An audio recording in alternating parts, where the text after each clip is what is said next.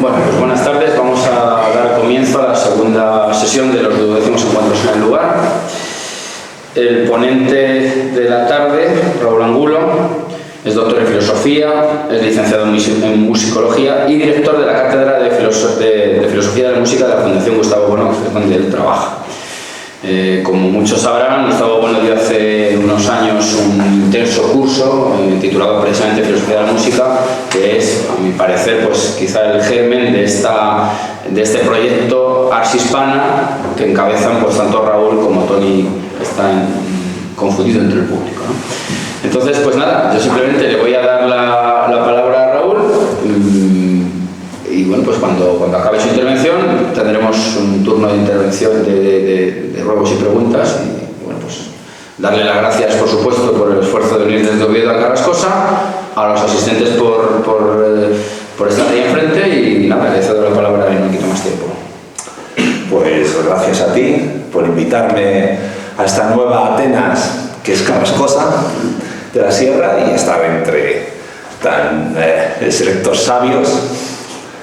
Y bueno, pues decir que el rótulo que se me dio, que se llama el problema de la música española, es un rótulo que, aunque parezca mentira, y posiblemente mucha gente que haya leído el tema de mi conferencia piense que vaya a decir cosas como que los problemas que tienen los músicos en España para tocar fuera, o los problemas que existen para programar música española, en realidad mi enfoque va a ser filosófico y ahora voy a explicar, o intentar explicar por qué.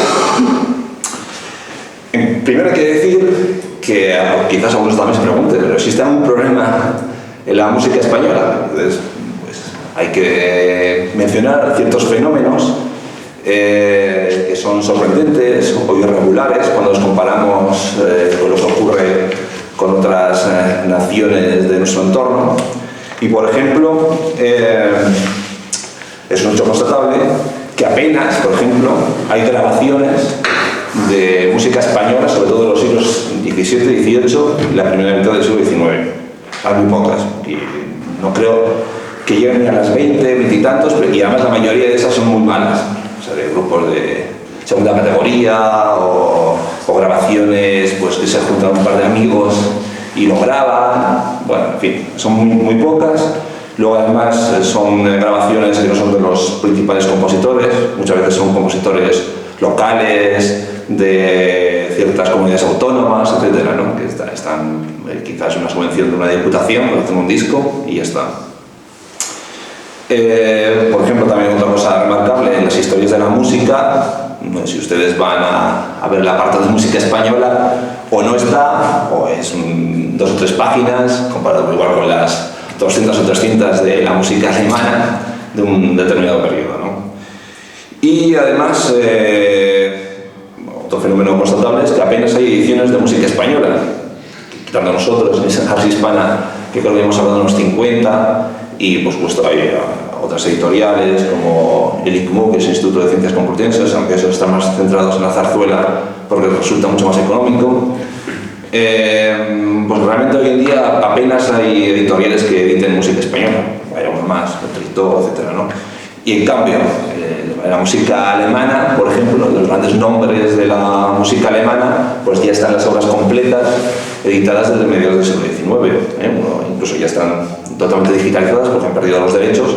Pues cualquier grupo puede encontrar las obras completas de Bach o de Mozart publicados en el siglo XIX, pero en 1920, que han perdido los derechos de autor, unas ediciones fantásticas, y además están las digitalizaciones originales todas completas. Luego también un problema de la música española es que cuando un grupo quiere tocar música española, se le presenta la opción de o bien toca Bach, y tocando Bach se le va a llenar la sala de concierto, no le va a costar un duro, está todo gratis en internet, y si quiere tocar de música española, no está editado, y si está editado tiene que pagar, tiene que buscar, etc. Lo cual, y encima la sala de concierto se va a quedar vacía. ¿Qué va a hacer? Pues va a tocar Bach. Esto es la ley Mateo, al que más tiene, más se le da, y al que menos tiene, hasta que eso tiene, se le va a quitar. Es la ley Mateo que se cumple en el caso de la música española. Otra anomalía peculiar es que no existen catálogos temáticos, yo creo que ningún compositor importante de español. Así como existen, no sé si ustedes conocen, si conocen algo de música, tal obra de Bach, BWV, o una obra de Händel, HWV y el número de catálogo. Pues la música española, quitando creo Brunetti, porque alguien hizo una tesis doctoral, y a un caso aislado más, pero de los importantes no hay ningún catálogo temático. Nosotros estamos intentando hacer uno de Sebastián Durón, pero no lo vamos a poder hacer porque ciertos archivos nos niegan el acceso. Y hasta ahora nadie lo había hecho. Nadie sabe exactamente qué obras se conservan de Durón, ni qué fuentes, ni qué variantes, etc. Es decir, esas son unas anomalías, son unos fenómenos ahí que denotan un problema extraño, que algo sucede y que no ocurre en otros países, ¿no? Entonces, ante el rótulo, el problema de la música española, en realidad, cualquiera de las tres ideas, problema, música y española, remite a un tratamiento filosófico. Primero porque hay que distinguir entre problema y problemas.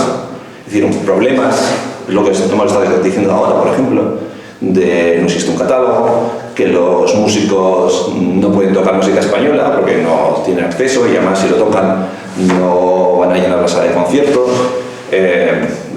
Pues un problema, por ejemplo, es que no hay unos festivales importantes en España donde puedan circular los músicos, o que las autonomías hayan cerrado el mercado dentro de los grupos musicales. Es decir, uno le contrata a Madrid, la Comunidad de Madrid, pero no puede ir a la Comunidad de Cataluña, etc. Esos son problemas. Y luego está el problema de la música española, y nuestra tesis va a ser que el problema de la música española es el problema de España. Y ambos niveles, el problema y problemas, no están totalmente no separados. Es decir, hay ciertas conexiones. Esto es, si por ejemplo alguien toca música española y no se llena la sala de conciertos, algo tiene que ver con el problema de España y con el problema de la música española. La misma idea de música, evidentemente, es otro problema filosófico, e incluso de carácter positivo. Por ejemplo, ¿qué es música a la hora de determinar el campo, ¿no? Por ejemplo, hay una corriente actual que se llama musicología urbana, que incluye dentro de la música de una ciudad pues los toques de campana o las salvas de los militares. Y eso ya es un problema de extensión, ya no digamos de intención. Para nuestro propósito también es importante, yo creo, distinguir. Evidentemente esto es muy discutible y habría que hacer un tratamiento más profundo, pero yo creo que es pertinente distinguir entre podríamos llamar, una música étnica y luego una música que está incorporada en la corriente de la historia de la música universal. Me explico. Una música étnica pues podría ser pues, la música de los pueblos del Bierzo. Y en cambio una música inscrita dentro de la corriente de la historia de la música universal, yo por lo menos entendería una música que parte por ejemplo, de cómo en Grecia distinguieron los intervalos y luego los intervalos consonantes y disonantes y lo asociaron además con unas proporciones matemáticas, y luego como en la Edad Media se inventó la notación musical tanto en alturas como en duración y luego se incorporó una serie de instrumentos. Esto es, la música, podemos decir, incorporada en la corriente de la historia universal, es una música primero de imperios, del imperio romano y sus herederos medievales, una música que ha pasado por la Iglesia Católica y por tanto que ha incorporado múltiples etnias y las ha superado. Y las ha superado en el sentido también, primero temporal, evidentemente, pero también de potencia. Cuando hablamos de potencia no es una potencia de dominación de un babuino sobre otro babuino, sino potencia, por ejemplo, y esto habría que tratarlo mucho más en detalle, pero voy a dar un par de pinceladas.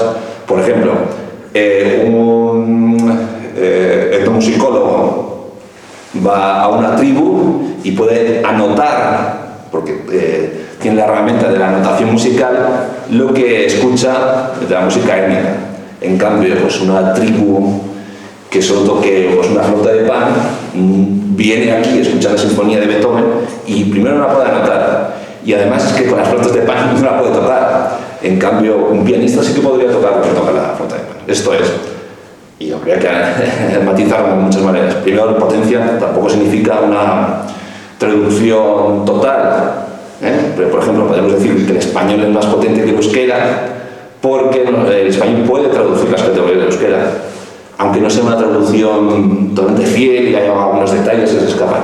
Que el euskera, a no ser que aporte neologismos, pues no puede traducir un texto filosófico en español. Evidentemente, al igual que hablamos de problema y problemas, no son dos categorías que haya que separar radicalmente. El caso de las músicas étnicas y músicas que hemos llamado, aunque suene fatal, pero bueno, falta otro nombre, que inscritas en la corriente de la historia de la música universal, tampoco son dos hechos totalmente separados, porque, digamos así, hay un trasvase evidente entre la música pues de origen pitagórico griego a las músicas étnicas, que lo vemos actualmente, en otras de instrumentos, ya muchas músicas étnicas ya se notan, etc., ¿no? Hay un trasvase, es decir, no son dos conceptos totalmente distintos. Alguien me puede decir, bueno, esto de historia de la música universal suena raro, porque ¿dónde radica su universalidad? ¿No? Puede decir, bueno, la universalidad de la música radica en realidad en los sentimientos humanos. En cuanto la música sea expresión de sentimientos humanos, ya es universal, o cuando si algunos piensan, ¿no?, que la música es expresión de la voz divina, pues eso también sería universal. Nosotros no hablamos universal en ese sentido, sino universal en el sentido de imperios universales, en cuanto que ese tipo de música ha formado parte de unos imperios universales, en el caso concreto de España, que lo ha llevado a Hispanoamérica. Esa universalidad es de los imperios que recubren, digamos así, el globo. Bien, así, en unas pinceladas. Y además, bueno, esta distinción va a ser importante por alguna cosa que vamos a decir en concreto con Hispanoamérica.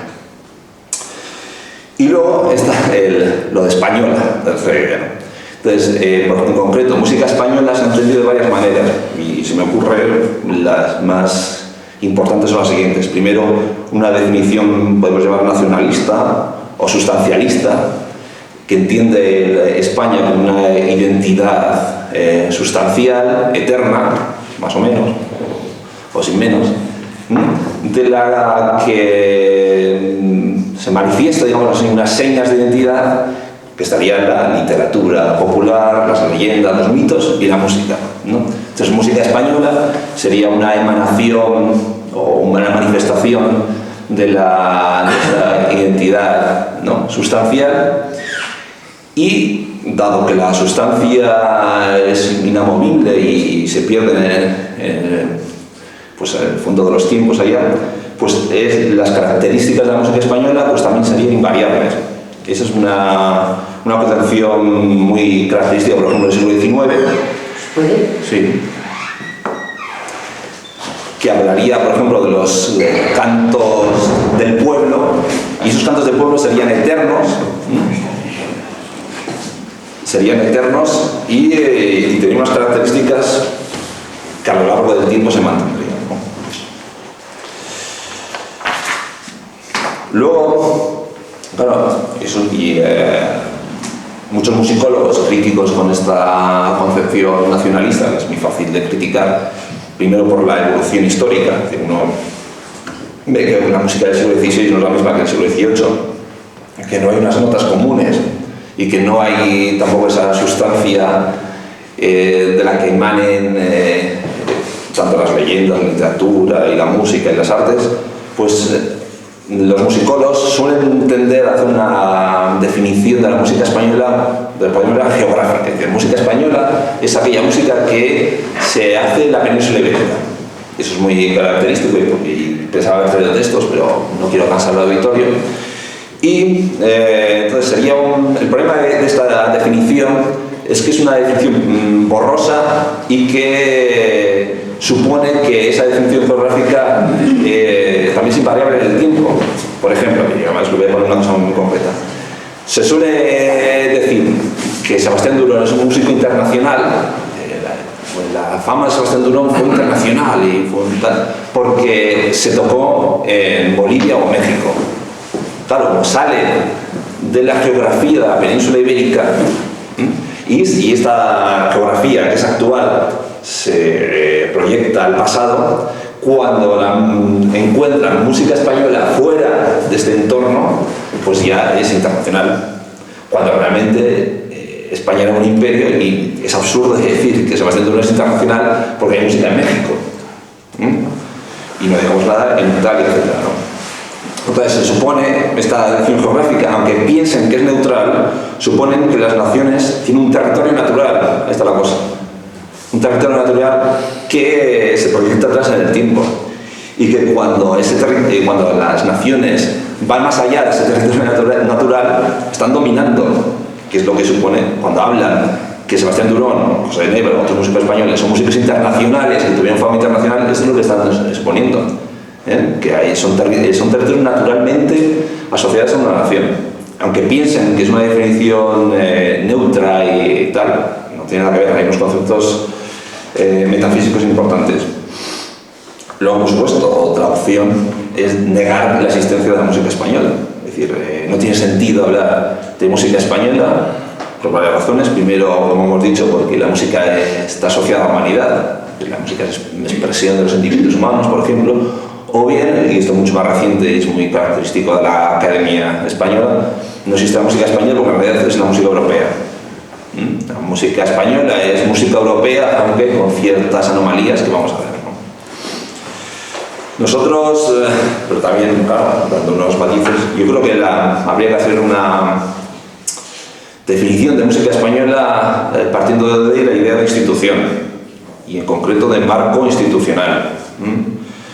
Esto es, primero evitamos así la idea de identidad sintética, bueno, identidad sustancial, que es la nación, que sería eterna y de la que emanaría la música, y estaríamos más bien hablando de una sustancia actualista, es decir, un marco institucional con una pluralidad de instituciones que van variando, tanto las instituciones como partes de ellas, y que no son armónicas entre sí. Puede haber entre ese marco institucional unas desarmonías, etc. Es decir, no hay una unidad previa de la que emana la música, sino un conjunto de instituciones que van cambiando con el tiempo. Además, esto evita la idea, por ejemplo, de invasión, que sería como un bloque, una sustancia que se enfrenta a otra. Por ejemplo, la música española enfrentada con la música italiana, que es un tópico de la historiografía de la música española, sino más bien hablar de unas instituciones que se enfrentan a otras instituciones, pero puede haber dentro del marco institucional español algunas instituciones que no se enfrenten con las de Italia, por ejemplo la Iglesia Católica. Esto es, yo creo que tiene sentido hablar de música española, primero porque hay unas instituciones dentro del marco institucional histórico español, ¿no? Primero para las que se hace música, por ejemplo. Y la Iglesia Católica es una institución para la que se hace música. Y la Iglesia Católica es incompatible con la Iglesia Luterana para la que va hacia música. Y esa es una diferencia que marca una diferencia en la música. O bien, las cortes. No es lo mismo, y muchas veces no se repara en ello, no es lo mismo una corte como Versalles y algo parecido a la madrileña que las pequeñas cortes alemanas e italianas. De hecho, las cortes pequeñas alemanas e italianas, aunque parezca mentira, tenían un mayor florecimiento musical. La razón de ello es que necesitaban, digamos, manifestarse entre las otras cortes pequeñas. En cambio, la corte española, y también Versalles en parte, no necesitaba ese prestigio, porque ya lo tenían.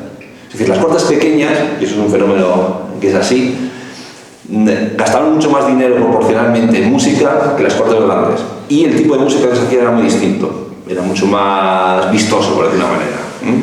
¿Por qué? Porque la corte madrileña no necesitaba el prestigio, porque ya lo tenía.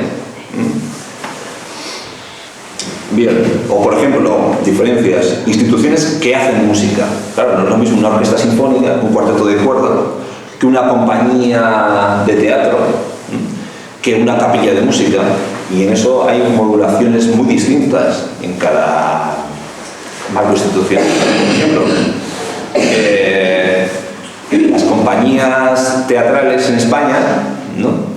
Eran compañías teatrales que hacían música, que hacían óperas, sobre todo zarzuelas, y eran las actrices las que cantaban. En cambio, las compañías escénicas italianas estaban basadas en los virtuosos cantantes y los castrados. Claro, esas son unas modulaciones que necesariamente se tienen que reflejar en la morfología de la música. O instituciones pedagógicas.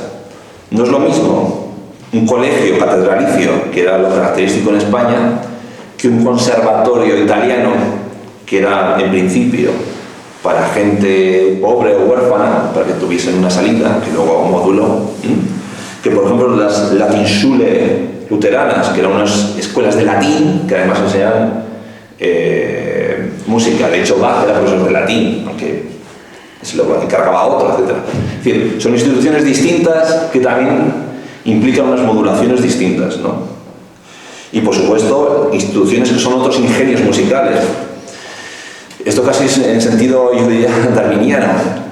¿Por qué? Porque en España, por ejemplo, los clásicos que se consideraban a imitar eran clásicos españoles. Es decir, Sebastián Durón tenía como modelo a Carlos Patiño. En cambio, Bach no conocía a Carlos Patiño, no sabía quién es. Es decir, se crea una especie, las naciones, el marco institucional, la nación histórica española, crea una, digamos, se cierra en parte, aunque no totalmente, pero se cierra en parte y crea unos cánones, una serie de obras maestras a imitar, que realmente inciden en la morfología musical. Entonces, yo creo que todo este marco institucional, que se puede ampliar, sí que permite hablar de música española, que esto es. Y, por supuesto, la gente va a rechazar esto que digo, pero creo que tiene sentido hablar de música española, por lo menos en el marco histórico. O sea, hoy en día es más discutible. Hoy en día, gracias a la, o por medio de la difusión, yo creo que es más discutible, o por lo menos más matizable, decir que un músico que trabaja en España se diferencie significativamente de un músico nacido en Alemania. Sobre todo a partir de la segunda mitad del XIX estas barreras se difuminan, pero en la nación histórica tiene claro sentido. Y esto es muy importante cuando se pueda hablar de la música en Hispanoamérica.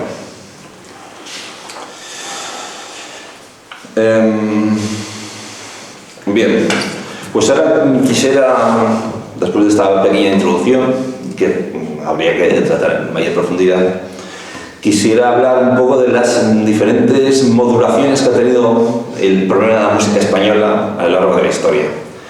Hay que decir que hasta principios del siglo XVIII, en los tratados teóricos escritos en España, no aparece ningún problema, o sea, no hay ningún escrito que diga hay un problema en la música española. No hay ninguno.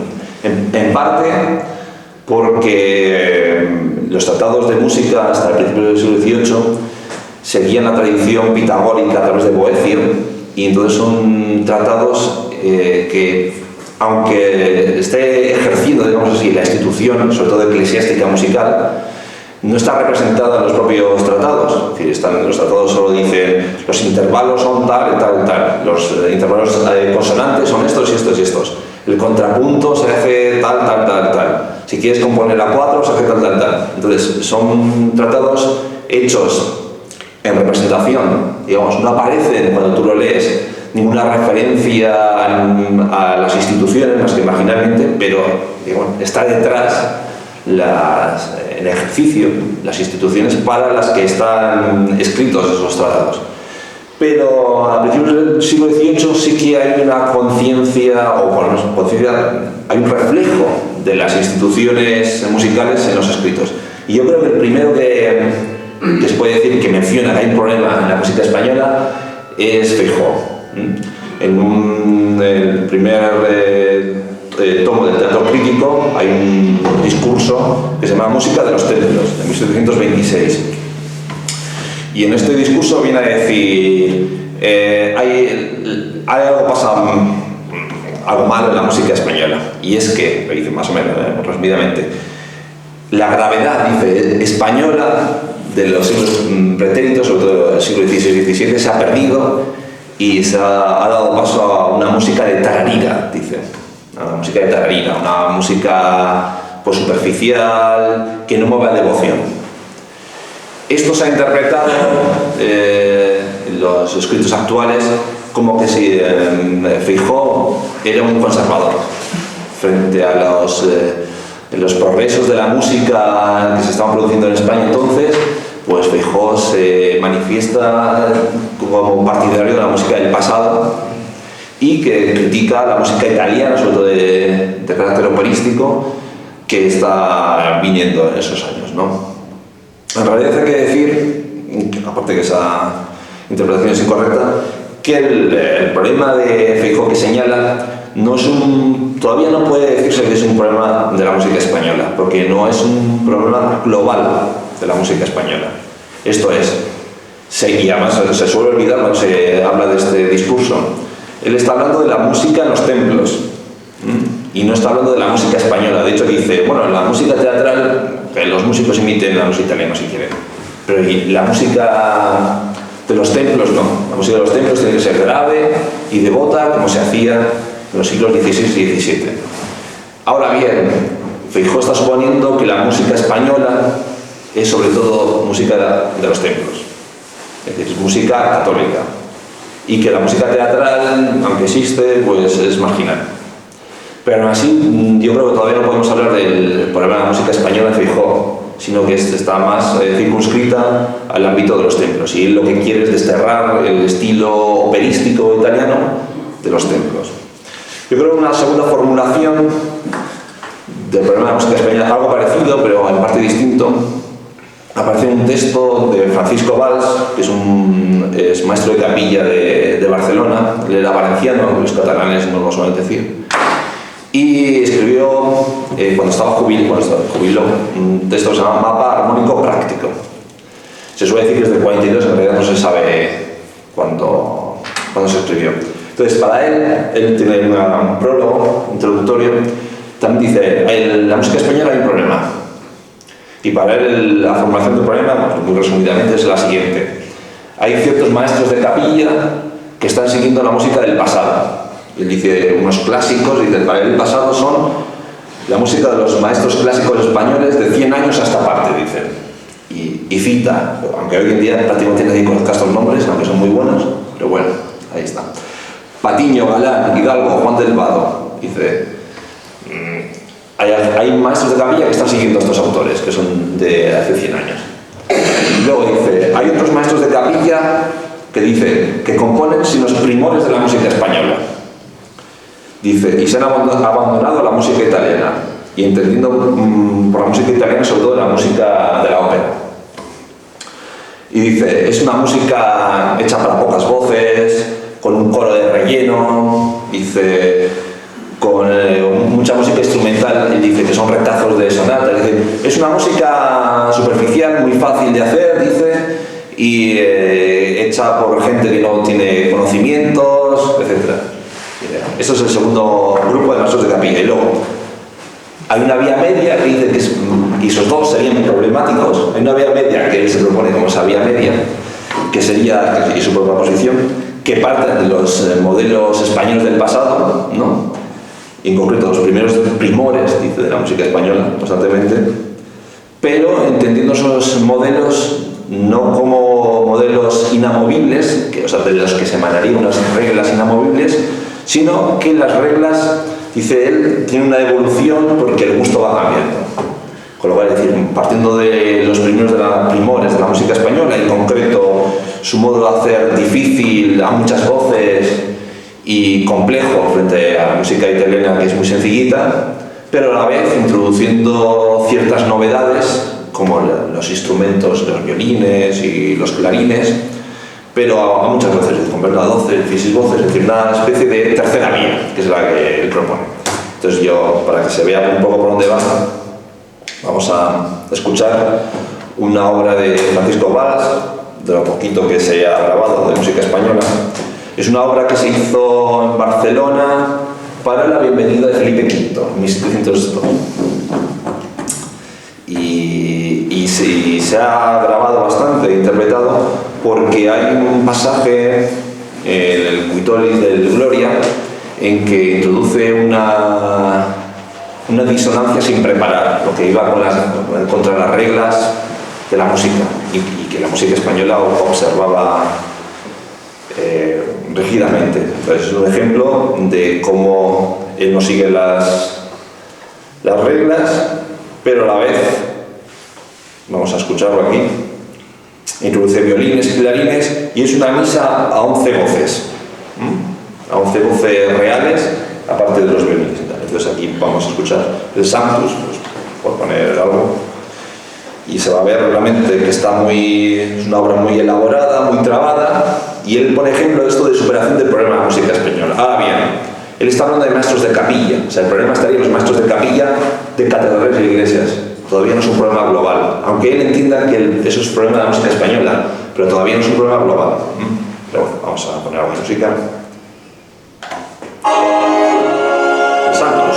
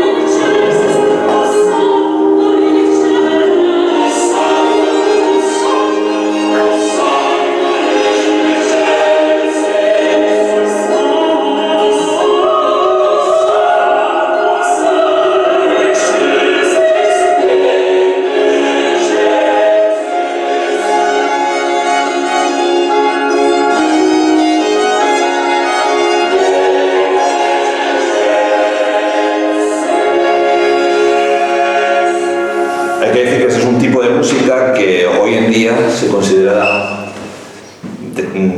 atrasada y degenerada, en parte, pero por otras razones. Entonces, yo creo que primero en formular que existe un problema global en la música española fue un tal José Teixidor, que era organista y vicemaestro de la Real Capilla, que era catalán también, por cierto, y que en 1804 empezó a escribir una historia universal de la música, que estaba prevista en varios tomos, pero con la llegada de los franceses se interrumpió y solo llegó a publicar el primer tomo y dejó muchos materiales manuscritos que están en la Biblioteca Nacional. En el prólogo ya general de la historia universal menciona que existe un problema de la música española y luego en los materiales manuscritos aparecen muchísimas menciones a la música española. Lo voy a resumir muy brevemente. El problema para José Teixidor de la música española es, en cierto paralelismo, es contestar a la pregunta ¿qué se debe a España? Esto es, él dice, y he leído muchas historias de la música universales y ninguna menciona a ningún español. Y dice, aquí algo pasa. Nos tiene envidia, voy a decir, nos tiene envidia, nos ocultan la mala fe, pero en realidad viene a decir, los españoles hemos sido los primeros en todo, por lo menos hasta el siglo XVI. Pero dice, pero a partir del siglo XVI es verdad que se produce una cierta decadencia porque hemos abandonado los buenos principios de nuestros mayores, y dice, excepto los catalanes. Era catalán, pero dice, excepto los catalanes, hay una escuela catalana, dice que mantiene los principios del contrapunto, los buenos principios, pero el principal problema de la música española es que los extranjeros nos han anulado nuestro protagonismo. Entonces, su propósito en su escrito es hacer una historia universal de la música y en cada época qué es lo que ha colaborado España en esa historia universal. Esto es interesante porque este escrito se ha interpretado de modo nacionalista y bueno, y veremos el siguiente, que es el Solano Fuerte, se utilizó mucho los textos de Teixidor, pero en realidad claro, él tiene una idea de la historia universal muy del siglo XVIII. Es decir, la música es universal, no es dependiente de cada nación, aunque cada nación aporta unos genios, unos héroes, que van adelantando el progreso de la música. Es decir, la música en realidad es una y universal y va progresando, pero las naciones van contribuyendo a ese progreso, y unas más que otras. Y España, dice él, ha aportado numerosísimos progresos y los extranjeros, por mala fe, por envidia, etc., lo han ocultado. Eso sí, en plan muy resumido.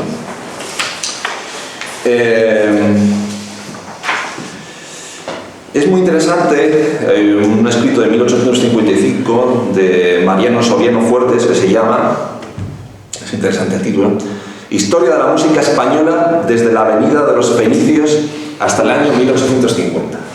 Este es un ejemplo nacionalista característico que hemos hablado antes de concebir la música española como una manifestación de una sustancia eterna, o por lo menos casi eterna o eterna a efectos prácticos, ¿no? Por lo menos desde los fenicios es la misma. Lo curioso es que este libro utiliza los materiales, o gran parte de los materiales de Teixidor, y no se da cuenta, o no quiere darse cuenta de la diferente perspectiva de uno y otro. Entonces, por ejemplo, para que se vea que él concibe la música como una manifestación de una sustancia previa, él dice: la música es la pintura de los caracteres de la nación. Y luego, enfrentándose a la idea esa de una historia universal de Teixidor, dice: habrá quien diga que la música no conoce patria, que su idioma es universal y que en el corazón humano la buena combinación de los sonidos produce los mismos efectos en todas partes. Pero estas son teorías más bien para leídas que para verlas en práctica. La variedad de costumbres y el carácter de las naciones tienen sus diferentes modos y maneras de expresar sus pasiones. Esto es, a cada nación, y en este caso son naciones políticas ya, le corresponde una música. Son músicas incompatibles. Eso en primer lugar. En segundo lugar, él distingue, siguiendo una teoría de Antonio Ximeno, un jesuita matemático del siglo XVIII, pero que escribió sobre música. Él hace una distinción en música entre canto o melodía y armonía. Y por eso es lo de la música, digamos, nacional, en realidad es el canto del pueblo.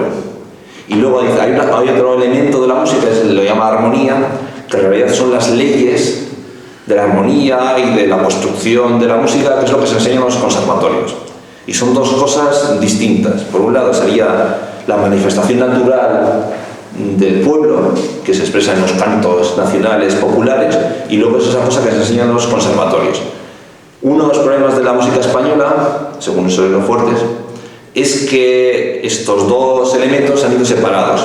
Por un lado, en los conservatorios se ha enseñado un lenguaje, dice, frío, técnico, y luego la música de los cantos populares ha ido por su lado, pero es una música muy poco desarrollada, muy poco sofisticada. Podríamos decir casi en términos kantianos que la armonía, creo que las leyes del conservatorio sin los cantos populares serían vacías, ¿no? Y los cantos populares sin la ley de armonía serían ciegas. Esto es, él propone que en realidad lo que habría que esperar es una combinación de ambos elementos. Esto es, una música inspirada en los cantos populares pero elaborada con sofisticación. Y el problema es que en España, y viene a decir por la invasión extranjera,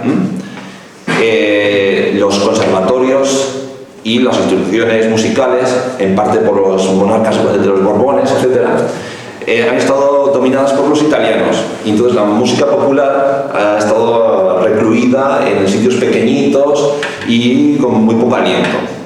Entonces dice, solución, hay que hacer un conservatorio nacional.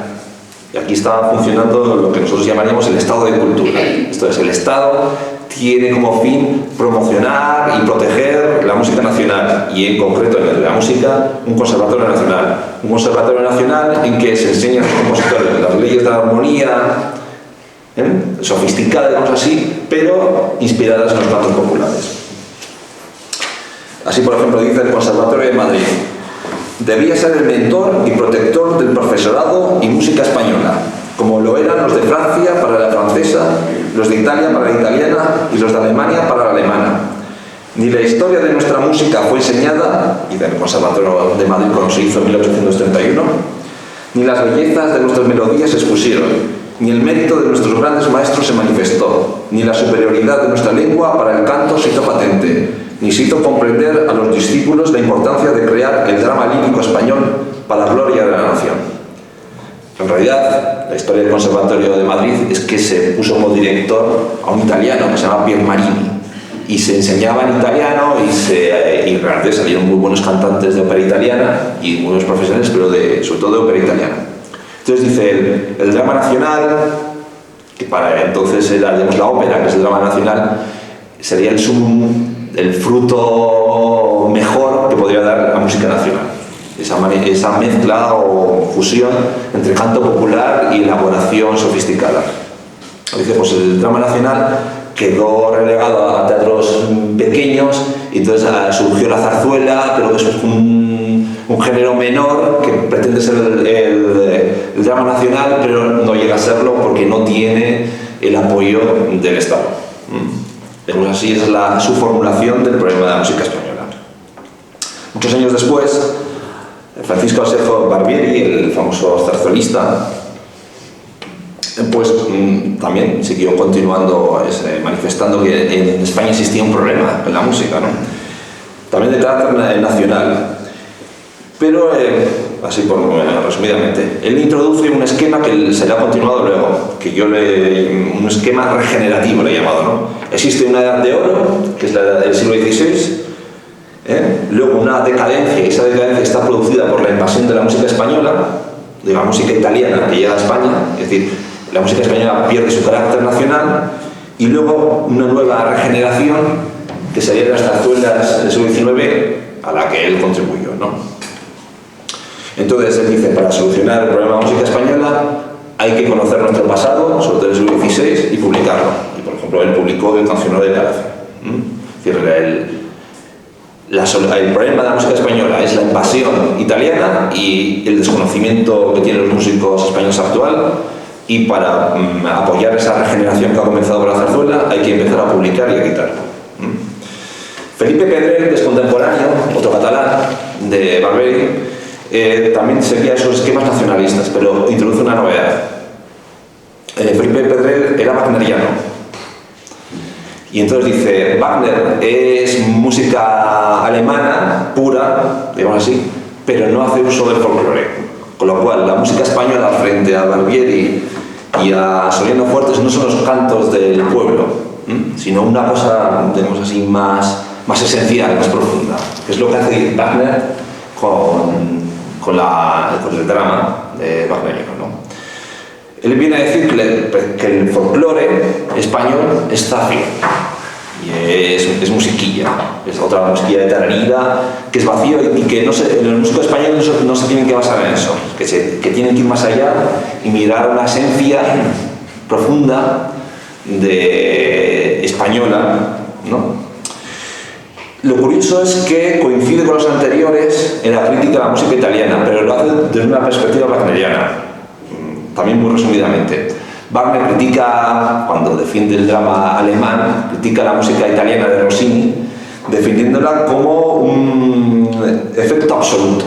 La música italiana es el efecto absoluto. Esto quiere decir que, por cierto, es lo mismo que cuando un crítico de cine actual habla del efectismo de una película, es un efecto sin causa. Es decir, viene a decir, la música italiana es efectismo, es decir, un efecto, pero que no hay una causa, no hay nada detrás que anime esa causa. Esto es discutible, pero digamos, ideológicamente es lo que funcionaba. Y entonces Felipe Pedrell lo toma y viene a decir, sí, la música italiana que invadió España es una música, y son los mismos argumentos que van a ver, una música comercial, ¿no? Porque busca el efecto y con el efecto busca ganar dinero, y es comercial porque se basa en el cantante, en los gorgoritos del cantante, se basa en una orquestación florida y chocante, se basa en meter arias que sean muy amenas, etc. Y en realidad es comercio, es el efecto para que la gente acuda y pague, etc. Y entonces se observa en Pedrell un cierto, yo lo llamaría puritanismo musical, el que no, hay que huir desde efectismo y hay que ir a las esencias de España. Y entonces él intenta hacerlo, pero lo interesante es que esta ideología pasó a la siguiente generación de musicólogos, que eran, por cierto, sacerdotes. Un discípulo de Felipe Pedrell es Monseñor Higinio Anglés, y un discípulo de Higinio Anglés, que todavía está vivo, es José López Caro. Entonces ellos hacen, siguiendo esta formulación que es nacionalista de Pedrell, que procede del nacionalismo del siglo XIX, pero con las variantes de Wagner, hace una reformulación, pero católica. Y lo voy a explicar. Para Higinio Anglés y López Caro, la música española es la música de la Iglesia Católica.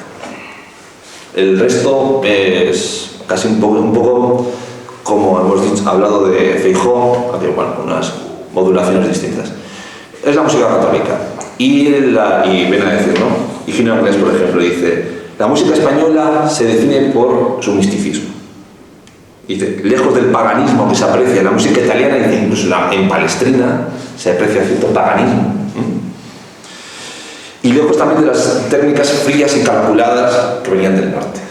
Es una música mística, de emoción mística, y por eso hablo del puritanismo de Pedrell que pasó a esta generación. Y este misticismo también se observa que los medios son pocos. Entonces, la degeneración de la música española, que se define por este misticismo, y que, siguiendo también el esquema de regeneracionismo que hemos visto de Barbieri, viene a decir, la edad de oro de la música española es el siglo XVI, sobre todo Victoria y Lago Morales. El siglo XVII hay una invasión italiana que de este paganismo y este efectismo que aleja a la música española de su vertiente mística, pero en el siglo XX ha habido una regeneración en la música, por ejemplo, de Vicente Goycochea, no sé si os suena, y Nemesio Otaño. Son músicos que tuvieron en esta época mucho éxito, son realmente muy buenos, y hoy en día, precisamente por el problema de la música española, totalmente olvidados. Entonces, digamos así, ellos atacan, por ejemplo, que se use la orquesta, porque la orquesta dice, no, es una cosa pagana y efectista. La música española no tiene que tener orquesta, tiene que ser solo a capella, con pocos medios y mística. Y también se enfrenta a corrientes nacionalistas, porque cuando detectan los villancicos, por ejemplo, de las iglesias de los siglos XVII y XVIII, detectan ciertas influencias de los cantos populares, igual que Pedrell, piensan que eso es chabacano y zafio y una influencia nefasta contra el carácter místico de la música española.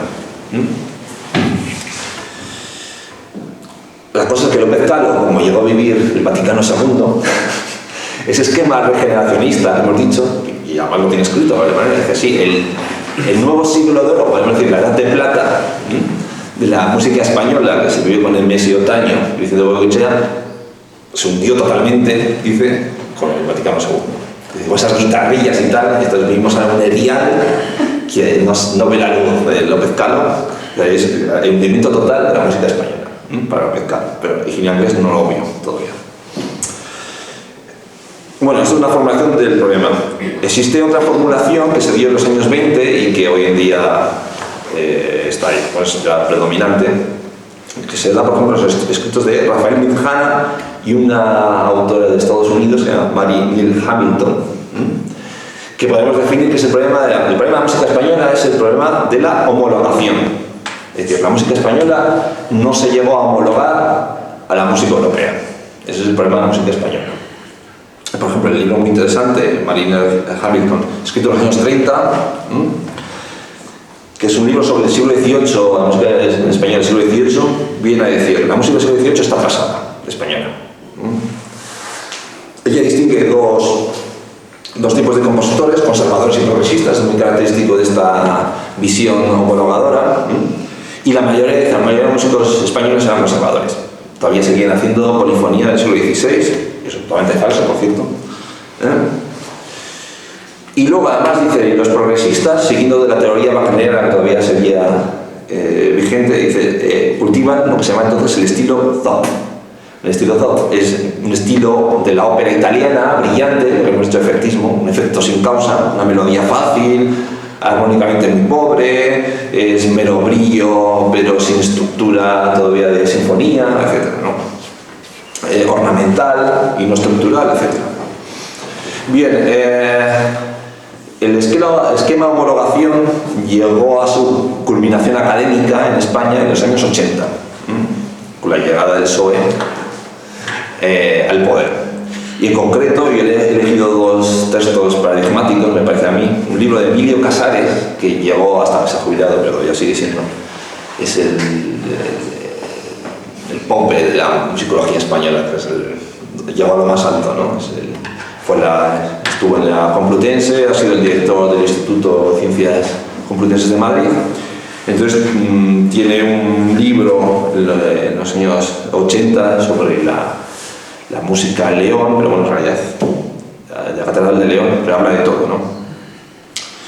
Entonces, él viene a decir que la música española sufre un retraso en el siglo XVIII, dice, porque era católica, al contrario a la, hemos dicho, de Quiñones y tal. Y lo explica de la siguiente manera. Para él, el progreso del siglo XVIII es el sinfonismo de lo que se llama clasicismo vienés, que es Haydn y Mozart. Entonces, para los que sepan algo lo comprenderán, las sinfonías, sobre todo de Haydn, están basadas en el desarrollo temático. Es unos temas que se van desarrollando, conjugando, contrastando, etc. En cambio, dice, la música española está demasiado atenta al texto. Lo que hace es poner música a un texto dado por la liturgia latina, y entonces no sigue los principios estructurales, dicho en otras palabras, que también lo dice. No es una música autónoma. ¿Por qué? Porque no se ha emancipado de la Iglesia Católica. Y lo que hace es poner textos, y al poner textos sigue la lógica del texto, que es una lógica yuxtapuesta, y no sigue los principios autónomos de la música como hace el resto de Europa. Y la razón es porque el resto de Europa, los músicos se han emancipado de la religión, porque ni siquiera habla de la Iglesia Católica, de la religión, y en España, pues no, es un país anómalo, ¿no? Entonces siguen componiendo, aunque me introduzca violines, etc., siguen componiendo música en latín, y no ha llegado a componer basado en principios estrictamente musicales. Primero hay que decir, aquí confunde emancipación con autonomía, que no tiene nada que ver. Y una conferencia que ofrecí, que está en internet, sobre unos cuartetos que hicimos en Oviedo de Cayetano Brunetti, ahí expuse que precisamente los cuartetos de Cayetano Brunetti son autónomos musicalmente, es decir, nosotros desde el material filosófico diríamos es una música que es sustancial, que tiene una sustancia que se puede segregar de alguna manera de los oyentes y también del contexto en el que se hizo, de alguna manera, totalmente. Pero se puede decir eso precisamente porque surgió en un contexto aristocrático, es decir, no se emancipó de la corte española. Es decir, ese contexto aristocrático es el que permitió una autonomía musical que no se puede dar, por ejemplo, se puede decir Emilio Casares, no toda emancipación religiosa produce una autonomía musical. De hecho, la música, por ejemplo, de baile, de salón, está emancipada de la religión y es una música que realmente depende de la danza, la gente, o sea, los miles, por ejemplo, en el siglo XIX empezaron a publicarse valses, polcas, etc. Y eso no es música autónoma y está aceptada religiosamente. Y al contrario, se puede decir que en el contexto de la música católica tenemos, o sea, alguien que haya escuchado Palestrina y Victoria con esos cánones y esas fugas, esos son principios autónomos, pero que se dieron precisamente por el marco institucional de la Iglesia Católica. Y habría que explicar por qué. Pero quiere decir que emancipación no significa autonomía a la música. Cosa que Emilio Casares yo creo que no distingue. Y luego Juan José Carreras, vamos a ver si lo resumo muy tal. Lo que hace, y además es una estrategia muy recurrente, es hacer una secuenciación de la música. Él dice, bueno, se puede hacer muchas secuenciaciones, son muy discutibles, pero hay que hacer alguna. ¿No? Pues por ejemplo, es muy característico en la musicología que se habla de preclasicismo, que me recuerda mucho a los prekantianos. Preclasicismo son los anteriores a Kant, a Haydn y Mozart, y que de algún modo apuntan a ellos. Ese preclasicismo, y luego está el clasicismo. Por lo que es un disparate, porque los preclásicos no pensaban en Haydn y Mozart, ni pensaban, y además hay muchas cosas anómalas. Pero claro, si tú hablas de preclasicismo, tú interpretas las obras preclásicas desde los modelos del clasicismo vienes, y entonces dices, esto sí que conduce, pero esto es anómalo, esto es raro, esto es una cosa suya que estaba tanteando, digamos así. Pero esto sí, esto es bueno, porque esto conduce a... Claro, esto es un esquema que además en la música española es nefasto, porque aquí en España tuvo mucha importancia Haydn, sobre todo en los 70 y 80, pero hay mucha música que se hizo al margen del clasicismo vienés, y además con unos principios distintos. Y entonces, ese tipo de música, cuando se juzga mediante el canon del clasicismo vienés, pues claro, resulta distinta, anómala, pues, o pobre, o como hemos dicho, brillante, pero sin poca estructura, etc. Entonces lo que hace Juan José Carreras es hacer una secuenciación y entonces dice, bueno, pues ahora hecha esta secuenciación de la música europea, vamos a ver cómo se encuentra en la música española. Y dice, pues está atrasada, por ejemplo.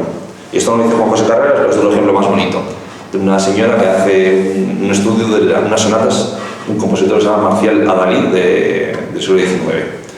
Viene a decir, bueno, vamos a comparar la sección del desarrollo en las sonatas y el número de compases. Y dice, el número de compases de las sonatas de Marcial Adalid son tantos, no sé qué dice, pues imagínate, 50 compases. Y dice, en su época en Europa, pues suman y tal, las secciones de desarrollo son 90 compases, en cambio las de Haydn son 50 compases. Luego, la música de Marcial Adalid, que compuesta a mediados del siglo XIX, en realidad se corresponde al periodo de Haydn, porque el número de compases de desarrollo es igual y no es igual al del contemporáneo europeo, pues algo parecido. Es decir, hace una secuenciación con unos criterios y luego se aplica a la música española. La música española está retrasada.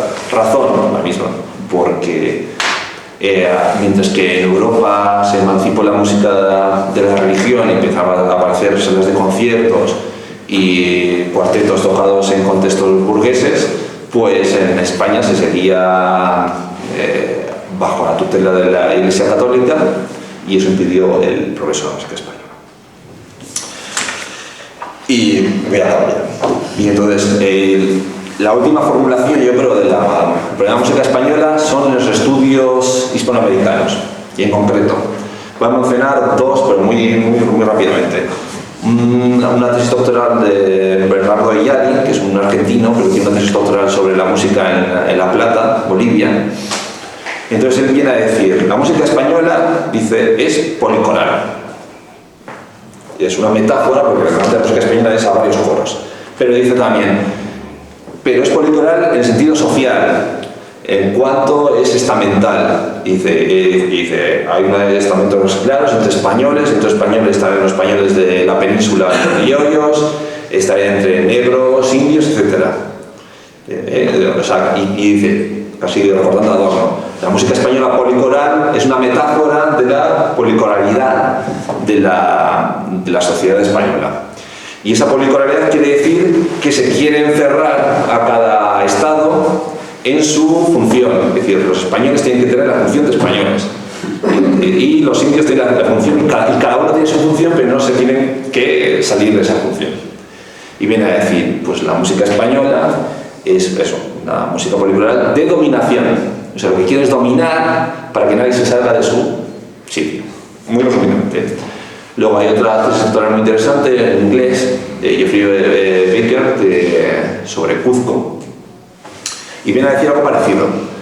Pero él contrasta, por eso hemos hablado antes de música étnica y música escrita en la corriente universal. Él dice, está la música de los indios y la música de los españoles. Chocan y la música de los españoles domina a los indios. Aunque los indios tienen estrategias, claro, se quita mucho en los estudios estos culturales, tienen estrategias de supervivencia. Pero es, digamos, el imperio español es un imperio dominador que machaca a las minorías, y eso se nota musicalmente. Entonces es un choque cultural entre dos músicas étnicas, las de los españoles. Español sería Victoria, Palestrina, la polifonía, las sinfonías, etc. Y la música de los indios con sus tambores y flautas. Son dos músicas étnicas y una domina a la otra porque el imperio español es un imperio dominador que, como dirían estos autores, que niega el pan y la sal al otro. Entonces el problema de la música española es que es una música dominadora, y lo que hay que hacer ahora es volver a los villancicos del siglo XVII y XVIII y ver qué elementos indígenas han logrado sobrevivir a la mirada dominadora de los españoles. Es decir, a la hora de valorar la música hispanoamericana, lo que hay es valorar los elementos que se salvaron de los indígenas.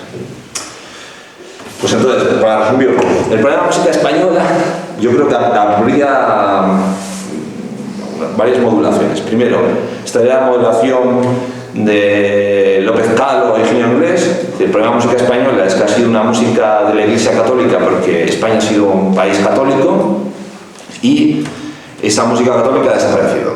Luego, el problema es que ya no existe música católica. Y si no hay música católica, no existe la música que identifica a la música española.